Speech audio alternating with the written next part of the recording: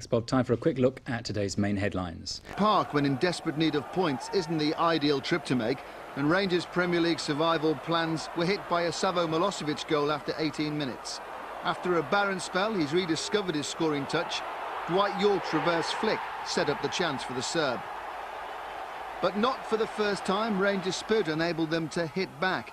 5 minutes into the second half, they hustled and bustled for the ball. Paul McGrath hooked Trevor Sinclair's cross into the air. Danny Dichio waited for it to fall and fired his side level. And after a further 10-minute wait, Ray Wilkins' side took the lead. A David Bardsley free kick pushed out by Bosnich. Kevin Gallen's shot went in off a post. Rangers 2-1 up. A victory at Villa Park could so easily have been a turning point for Rangers, but the Premiership's Player of the Month for February had other ideas. And the smile on Dwight York's face was even wider than usual, if that's possible, after an equalising overhead kick.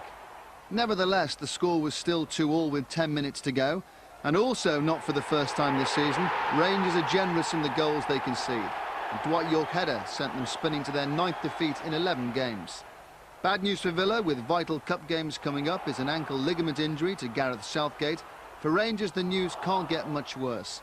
As Steve Yates' own goal capped today's defeat, Rangers boss Ray Wilkins knows the problems that must be addressed. We do make some bad errors and we do get punished. You will get punished within the Premier League.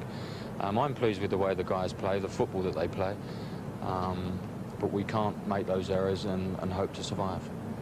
Coventry were looking for survival points at the knock with that defeat at Villa Park. Coventry move up one place as a result of their comeback there, and Middlesbrough's 10th defeat in 11 league games means they're not yet safe. 34 points they've got.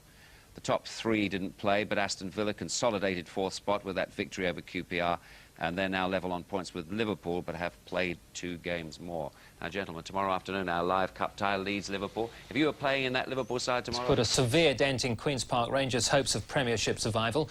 Yesterday, they went to Villa Park, and Robert McCaffrey was there to see them.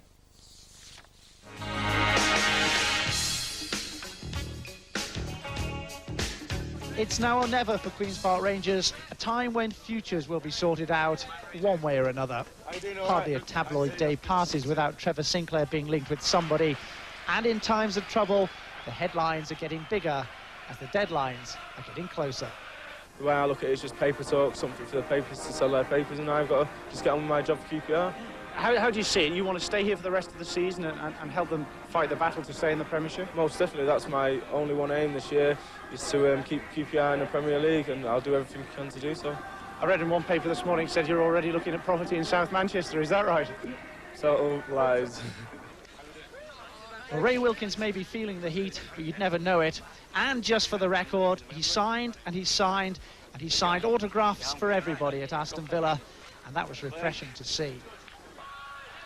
He certainly would have been encouraged by the way his side performed in spells, and Trevor Sinclair's powerful, purposeful running was a constant threat to a Villa side known for its mean defending. But Sinclair was forced to concede centre stage to Savo Milosevic, who, having found the knack of scoring goals, finds he likes the taste. A delightful opening effort, Serbian enterprise, Trinidadian decoration. Dwight York's return ball inviting Milosevic to go on and score his 3rd goal in 2 games. And that is a real beauty. At times, though, Rangers didn't really help themselves, failing to clear the ball when really they should have done. And Gareth Southgate playing in the centre of midfield, almost taking advantage.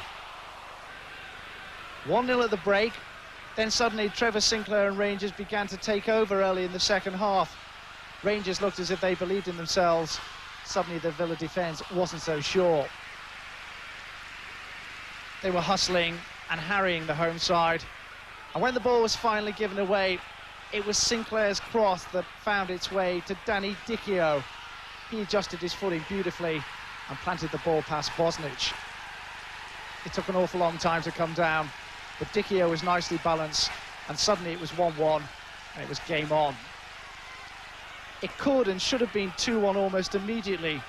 Villa's defence allowing Dichio space again, but he couldn't direct the header, and that was a chance that really got away. Eventually the pressure did tell, though. Quick thinking from Simon Barker from the free kick as Villa sorted themselves out. Bosnich blocked the first effort. Kevin Gallen the quickest to react. It was 2-1, and Rangers looked to be in control. But with Gareth Southgate off injured, Julian Joachim injected pace up front, Gary Charles began raiding down the right, and Dwight York stepped up a gear to score his 21st of the season in magnificent style. York has that happy knack of being able to conjure up something special just when the side's in a jam, and that was a collector's item. Charles must have thought it was Christmas, so much space to exploit. Once again, he provided the silver service. Once again, York provided the finish. You could see the confidence draining from Rangers. All the good work undone. York second, Villa's third. And suddenly there looked to be only one winner. Needless to say, it was Charles again who helped create the fourth goal. Alan Wright's shot going in off Steve Yates. Very unlucky, but no way back. And Rangers now deep in the mire. We've got a series of games starting last midweek with Sheffield Wednesday, teams who are in that bottom 5 or 6, 7, and they're scrapping, they're fighting, they're not going to give in, and they're awkward games for us. We feel we can win them, but we know they're going to be hard fought, and today was the same. Queen's Park Rangers worked hard, never gave up, and we encouraged them by not getting that second goal early doors, and yeah, credit to them, they're going to work hard, they're going to give it a go. But ultimately, you know, they just failed in the last sort of 15 minutes or so. We've got to keep plugging away. We've got games remaining in the Premier League, and we have to see them through. We have to give it our best shot for the supporters that travelled away today, and we just got to keep plugging away. That's all there is to it. I know you say that. Do you feel it deep down? I mean, of course I feel it deep down. It's there's 8 games to go. There's matches to be won, and points to